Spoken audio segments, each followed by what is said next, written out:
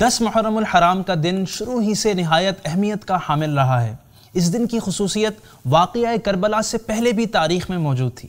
یہ دن بڑا ہی بابرکت اور فضیلتوں والا ہے۔ دنیا کی تاریخ کے بڑے اہم واقعات اسی دن پیش آئے ہیں۔ مثلا حضرت آدم علیہ السلام کی توبہ اسی دن قبول ہوئی، فرعون اسی دن غرق ہوا، حضرت نوح علیہ السلام کی کشتی اسی دن جودی پہاڑ پر رکی، اور قیامت بھی 10 محرم الحرام ہی کو واقع ہوگی۔ آج کے ایپیسوڈ میں ہم آپ کو اس دن کرنے والے چند کام بتائیں گے جو آپ کے نیک اعمال میں اضافہ کریں گے۔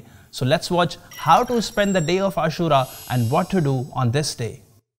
سب سے پہلا کام تو ہم نے یہ کرنا ہے کہ عاشورہ کی رات ہم نے غسل کرنا ہے، کیونکہ اس رات آب زمزم تمام پانیوں میں شامل کر دیا جاتا ہے، اور اس رات غسل کرنے سے پورا سال بیماریوں سے حفاظت رہتی ہے۔ عاشورہ کا دن چونکہ بہت اہم ہے، لہٰذا ہمیں اس کی رات کو بھی ویسٹ نہیں کرنا، بلکہ ہو سکے تو عاشورہ کی پوری رات عبادت میں گزارنی ہے۔ اور اگر آپ چاہیں تو عاشورہ کی رات میں آپ 4 نفل اس طرح بھی ادا کر سکتے ہیں کہ ہر رکعت میں سورہ فاتحہ کے بعد آیت الکرسی 1 بار اور سورہ اخلاص یعنی قل هو اللہ احد 3 بار پڑھیے، پھر نماز سے فارغ ہو کر 100 مرتبہ سورہ اخلاص یعنی قل هو اللہ احد پڑھیے۔ انشاءاللہ جو یہ عمل کرے گا اس کی برکت سے گناہوں سے پاک ہوگا اور اسے جنت میں کاؤنٹلیس نعمتیں ملیں گی۔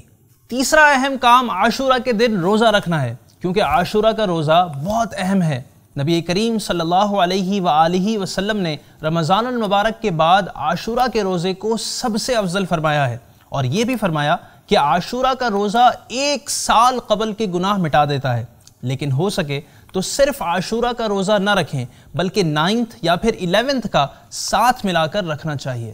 نمبر 4، اسی طرح عاشورہ کے دن آنکھوں میں سرما بھی لگانا چاہیے، کیونکہ حدیث پاک کے مطابق جو شخص عاشورہ کے دن اسمد سرما آنکھوں میں لگائے تو اس کی آنکھیں کبھی بھی نہ دکھیں گی۔ 10 محرم کے دن خوب سے خوب صدقہ کیجئے کہ صدقہ بلاؤں کو ٹالتا ہے، عمر بڑھاتا ہے اور رزق میں اضافے کا سبب ہے۔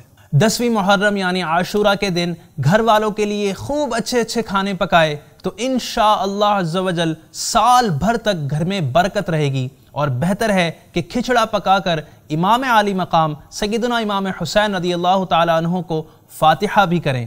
حضرت مفتی احمد یار خان نعیمی رحمۃ اللہ علیہ فرماتے ہیں کہ یہ نسخہ آزمایا ہوا یعنی ٹرائیڈ اینڈ ٹیسٹڈ ہے۔ اس دن علماء کی زیارت اور ملاقات کے لیے جائیں کہ حدیث مبارکہ میں ہے کہ عالم کے چہرے کو دیکھنا عبادت ہے۔ یتیم کے سر پر ہاتھ پھیریے۔